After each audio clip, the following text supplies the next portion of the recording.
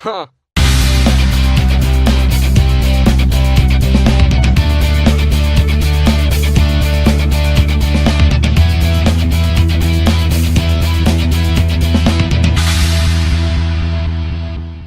Hey guys, it's Dane at Jonah Guitars, and I got a brand new build series I'm going to start uploading. It's about this guy right here, the GECKO, and all of the whole process of building will be covered. It's going to be a very complete series. So I hope you join me, and we'll see you there. All right, just got out here in the shop and have my heater turned down to like 48 degrees, so it's freezing, and so it's coming back up. Just basically found center here in the maple, which is the center of the guitar. So all I have to do there is it's tapered, so I just held my rule on here until I came to an even number. In this case it was 2 1/8, even fraction, and then just went 1 1/16 in the center of that, to find center, and then up here to 2 inches even, and then just 1 inch in the center. Struck a line. I already had that on there, but I did some sanding back here, so I lost the line, and then we'll just square off of that.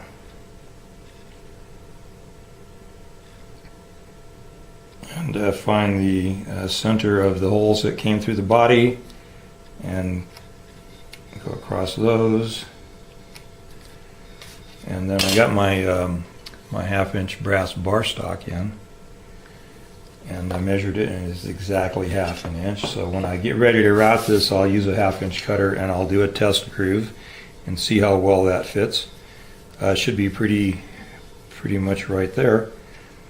I also just measured from hole to hole,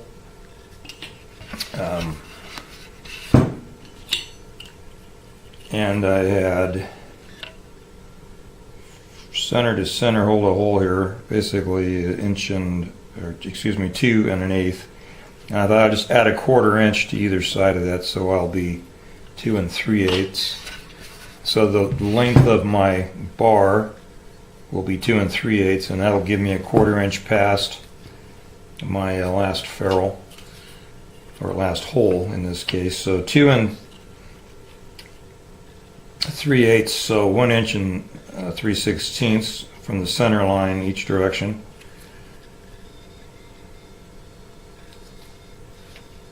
One inch and 3/16. I got to get my ruler in the right place because I'm screwy looking. Okay. And then 1 inch and 3/16. That measures 2 3/8, but you know, that's too close to those holes. So I'm going to go 1 inch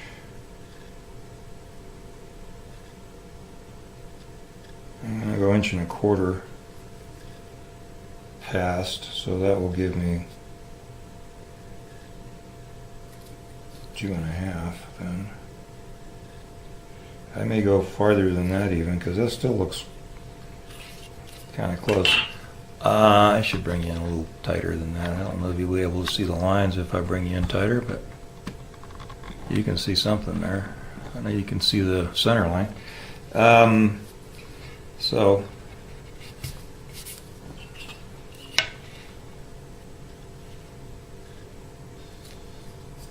oops.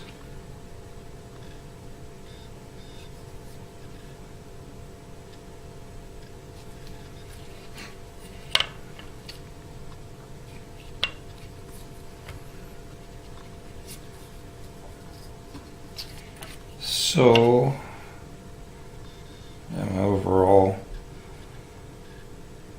I'm going to go out another 1/16 on each side, so I end up with an overall of 2 5/8.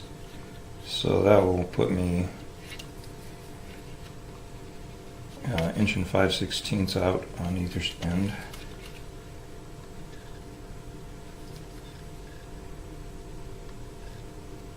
That's better.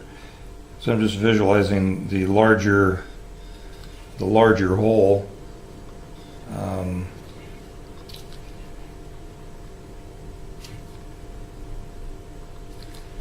And that should give me, yeah, 2 5/8.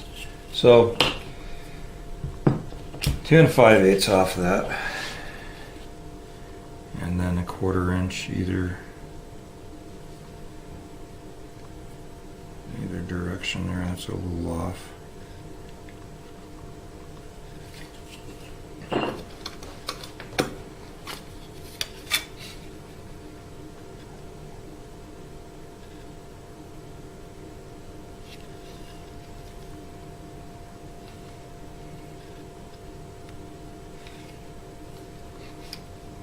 And I don't want to go quite to that line. I was too wide.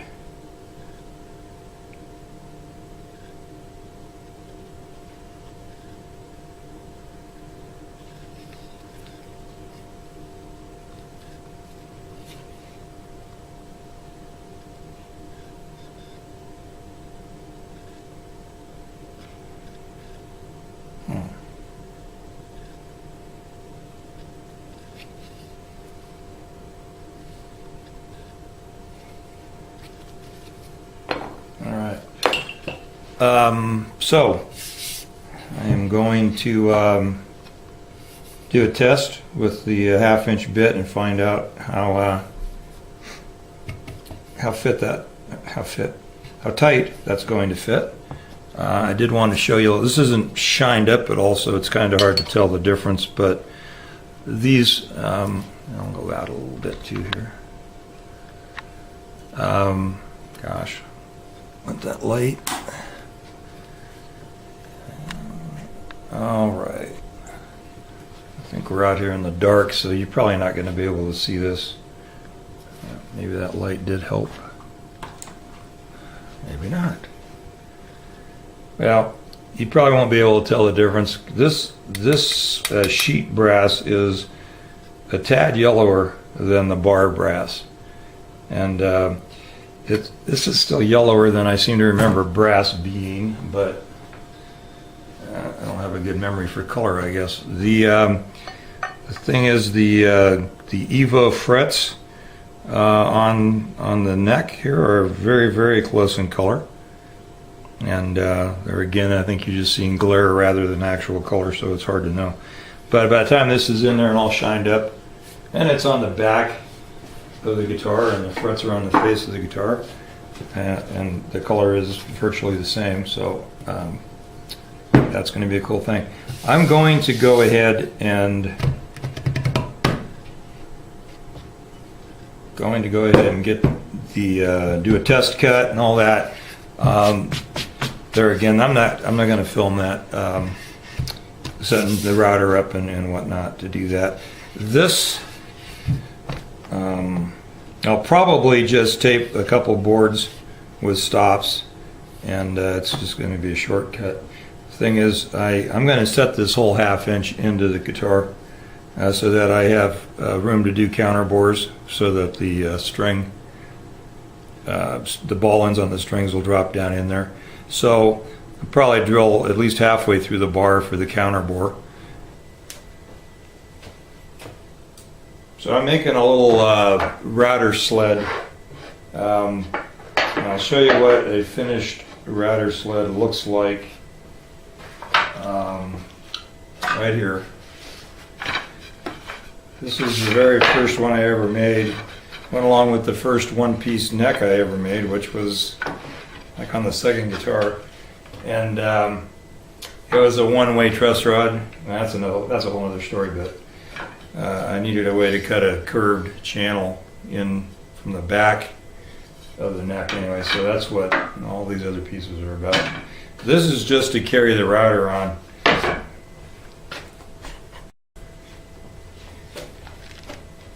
So I had, at the time, I think I had one of these little Makita plunge routers, and they're square or straight on the edges rather than round based like a lot of routers. So it really lends itself to sitting in a device like this. It doesn't wobble in the device, and it just slides along the length of it, and you wax it. And so I use this for truss rods because it's got, I mean, it has a 1/4 inch slot in it. You can use a smaller bit than that. It's still going to travel and center the bit in the center of the slot. So I either tape it, clamp it, or screw it. You can see there's holes next to the slot, and I'll pop a screw through the hole down into the neck blank just to anchor this. And so, but I'm gearing up to do I'll call it a string anchor for lack of really a better known what the word is. But I just need a really short little slide, and I didn't want to alter that one. So this router is going to just slide right in here. It only needs to be not even 3 inches long. So and I just pilot drilled it.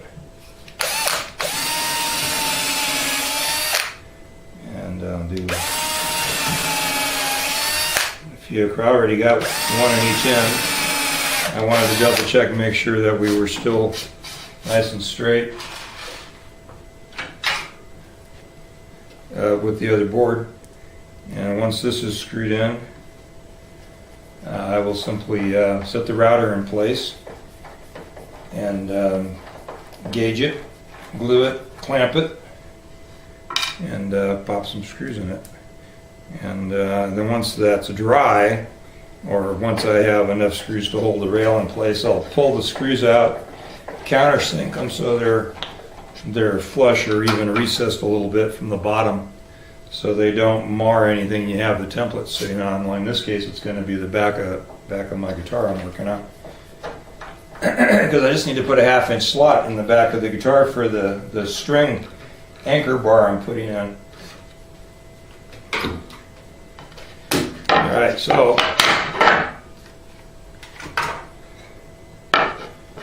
now I'll put the stick in the way it was with the other stick. I put some chalk lines on here so I could tell that I had things lined up the way I wanted them. Now, set the router.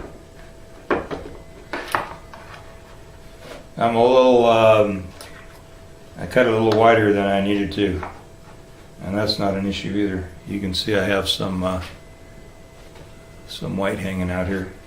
So what I'm going to do is I'm going to glue this, and you don't need tons of glue. In fact, regular wood glue, it's Tide Bond here, original, doesn't really stick to melamine or vinyl, and this is, I don't know, just a little extra precaution, although I do have some what they call roux glue, which works really good for gluing melamine surfaces or vinyl surfaces together. I just didn't feel like hunting for it, although it's just in the glue cabinet.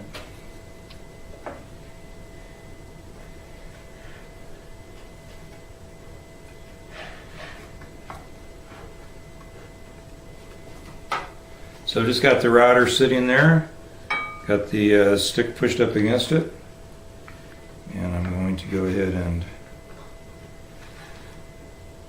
just clamp this into position.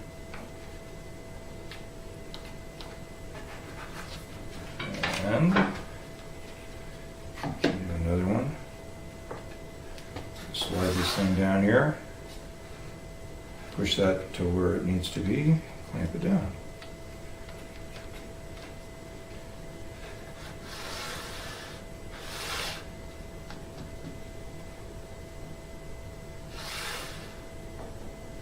A little bit of wobble there. Pull that on in. Those clamps pulling it out as I clamp it.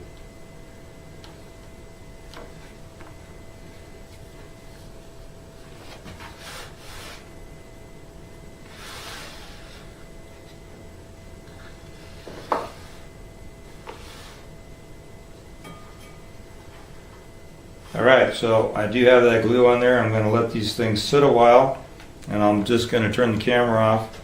And so those will set up a bit, and I'll take the router out, flip it over, pilot drill the back, put the screws in it, you can see I don't have any play in the router anywhere along here. So it's going to be a nice solid straight push on that router with no worry about anything wobbling. Yeah, that's it.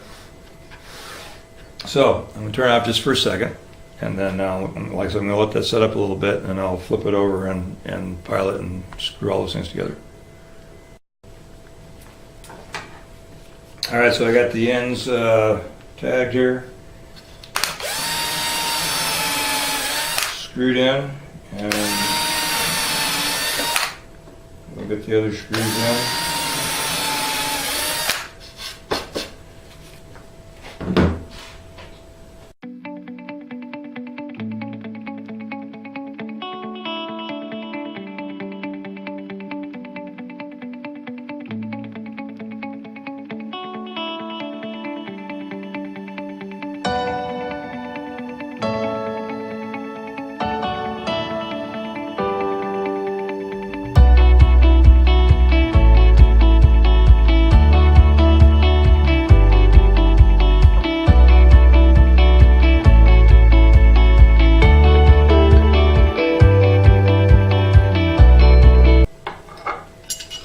Alright, so I've got that all screwed in, and so those of you who are worried about me driving all those screws by hand, I went ahead and grabbed my driver bit and powered them on in there. So pop a half cutter in the router. Happens to be a top bearing cutter, but that doesn't make any difference in this case because we're using the sled as the guide.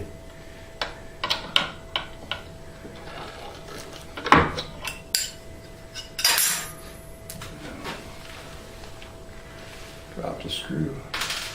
All right.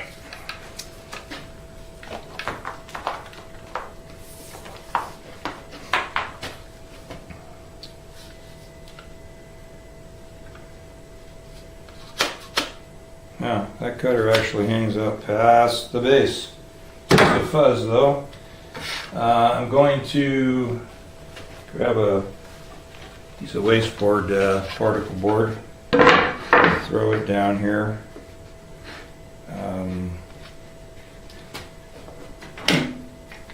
Go ahead and clamp this.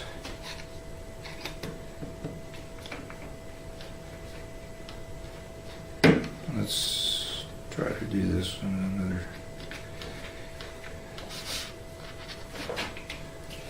Just so that when I cut through the board here, I'm not cutting into anything that I don't want ruined or I don't want to ruin, because this metal saute will definitely ruin my cutter and my evening.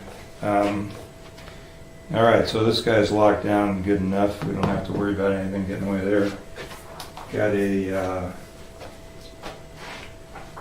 cord right here.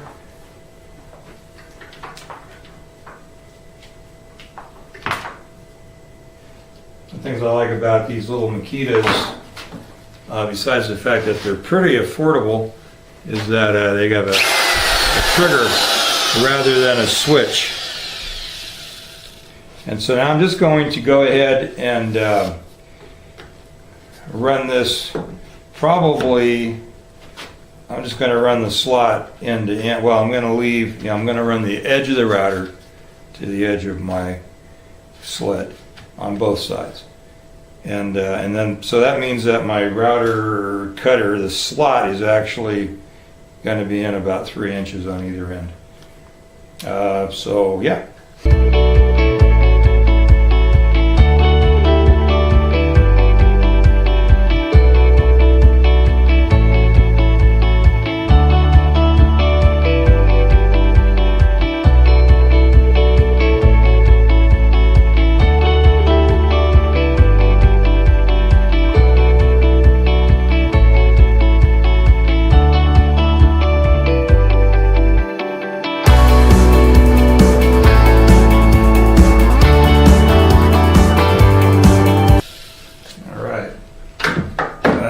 on in with it since it is a plunge router, and I got more than through that, and I didn't think about it, but I'm blowing dust all over the camera. Probably not a good thing. So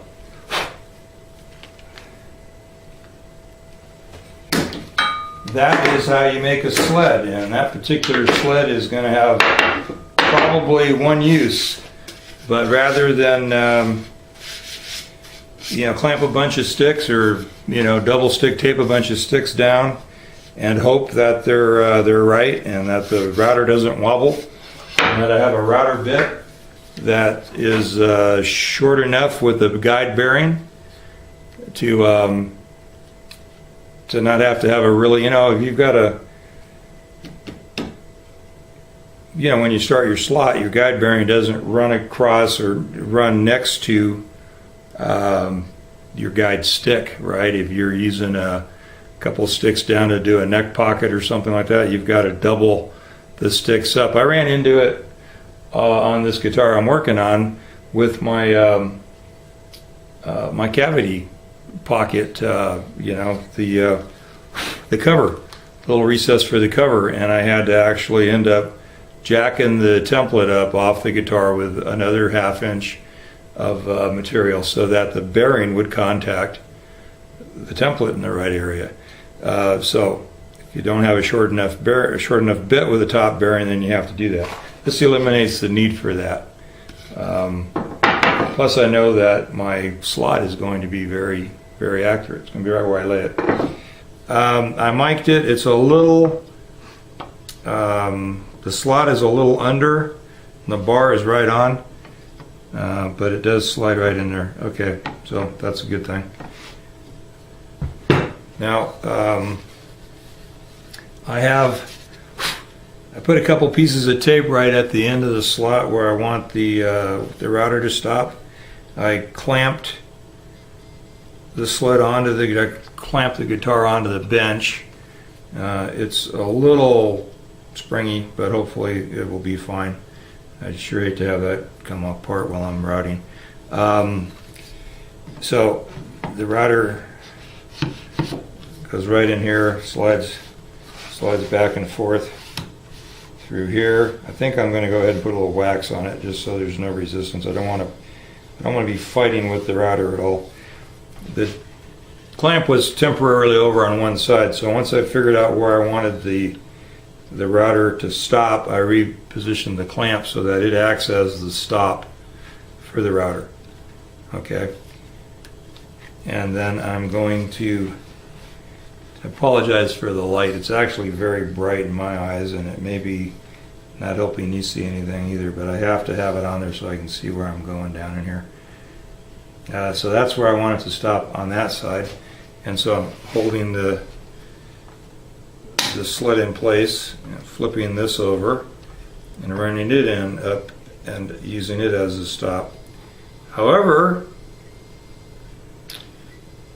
it is not deep enough to actually go in and contact that, so, and this one's just barely deep enough, so moving the sled isn't going to help. I'm gonna go ahead and reposition this clamp back where I had it. It seems to be holding pretty well there. So double check my lines. I'm going to turn the camera off. I'm going to wax the slides and find a way to clamp. I'll get a stick or something to put under there. I have a stick right here, but I'll find something small. Here we go. Got it all set up. I've got just shy of a 1/2 inch in the gap here for my plunge, and so here we go. Gonna be noisy.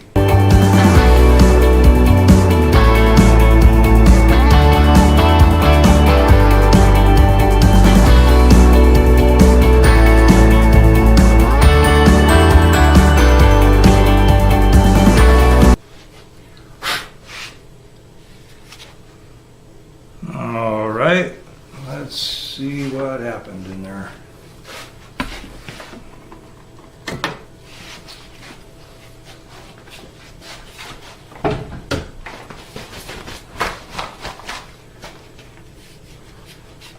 Do a quick check. Go this way.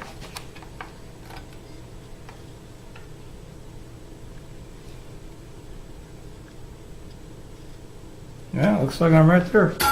All right, let's get this off of here. That was a weird effect when I first started going into that. It looked like the hole was going in sideways, and that was kind of freaky. All right, so little slider thing. Proved worthwhile to take the time to make that. My lines look like they actually line up with my cuts, line up with my actual lines. That's good. The tape ends up with the tape, ends up with the line, the end of the cut. All right.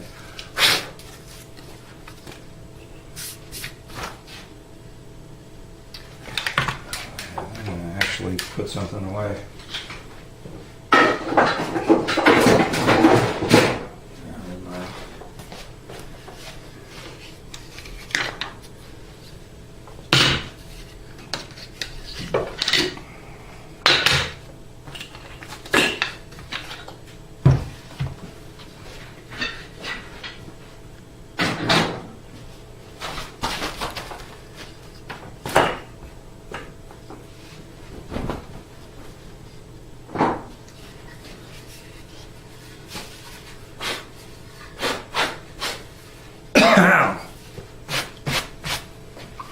This light off a bit. Mercy. All right, boys and girls, let this be a lesson to you. Always wear your respirator or your dust mask so you don't end up like me.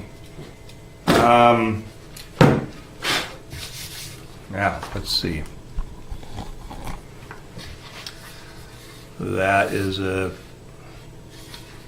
nice clean hole, nice straight lines, no chip out, and I'm going to double check that now that I can see past the deal. I'm right at my my ½ inch, just a fuzz shallow of my ½ inch mark, which is what I was hoping. I didn't want to be proud of it, or deeper. That bar fits right in there. I want this to be, I'm actually, I think my plan, I haven't completely come down on this yet, so I don't know. I think my plan is to actually install this bar and then finish it, so that I have a nice shiny bar, and then I lacquer over it. My hesitation is that if the piece of brass and the piece of the body would change, you know, expand and contract at different rates, which I'm sure they will. Got a little wiggle right there in that route. I can feel it. I can see it a little bit. I can feel it. If they expand and contract at different rates, then that lacquer, if that's going over those, they'll just they'll crack. I don't want to have that, so I probably will not do that. Yeah, just talk myself out of it with you as my witnesses. So anyway, going to make this piece of brass fit into this slot. This will then be drilled, you know, 6 holes in relationship to the string layout, countersunk. The top side of that thing will be fine sanded and polished, and then after it's all said and done, everything's finished, it will be installed into the body, and that'll be my string furls rather than individual furls. And I'm hoping that the brass, big chunk of brass like that, will actually be a significant well, I know it'll be a significant anchor, and I'm not 100% sure. I wish I had a solid opinion about, if you think about the Strat trim, a broad arm in that system, and that the block that holds the string, there's a never-ending debate about better tone, better sustain with a heavier block, or a titanium block, or a brass block, or an aluminum block. Well, if there's anything to a brass block being better, then this brass block in the back of this guitar should help something. And I'm not counting on it, but that's just another reason to do that rather than furls if you happen to be in that camp. Okay, so working on milling the string retainer for the back of the GECKO 9 string. Just had that piece of bar stock, almost lost it. Rough cut it to length, and then fit it. I'm going to angle this down a little bit. Fit it into the body, into the slot we made in the back. Me and the mouse in my pocket. The royal anyway, and fit it into there. If I drop it in too far, it makes it very difficult to get out, but it fits in there pretty much just right. I might actually still sand around the brass a little bit, or into the cavity to loosen it up, because once I shoot finish on this, it will be difficult to get in there. I don't want to mangle the finish getting it in place. I also laid out the string. I don't know if you can see that. Yeah, it's pretty close. I'm going to punch that and drill it, and that's that. Now, the thing I'm starting on this evening, where did I lay it? Oh, right here. So I had an existing template here. So the body cavity, and then the recess for the cover. And the cover that I had was a little off of the body cavity, and so I'm going to make a new one. So I've traced it on there. I'm going to cut it out, and then I'll sand it to fit. So that's what I'm going to do right now. The other problem is, that's on the same piece of wood. I opted to use my round template for the recess, which is the same one I used on a Les Paul that I built. And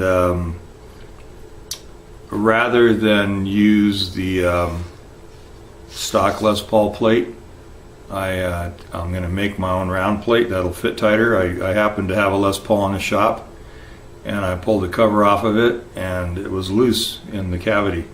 So I don't know if that's just Gibson's cover is different than the one I sourced for the other Les Paul that I built, or if and the cover that I pulled off the Gibson was actually a little too much clearance on that cover as well. So I'm gonna I don't picture myself making a disc or a template for that circle and then gluing plastic or taping plastic down to that and then running that around a router bit with only that much to hold on to. So I think I'm just going to trace the plastic and shape it to fit. Kind of a pain in the butt, but that's what's going to happen. Rather than losing any fingertips or any more fingertips, I have an odd shaped thumb thanks to a biscuit cutter and a little inattention on my part.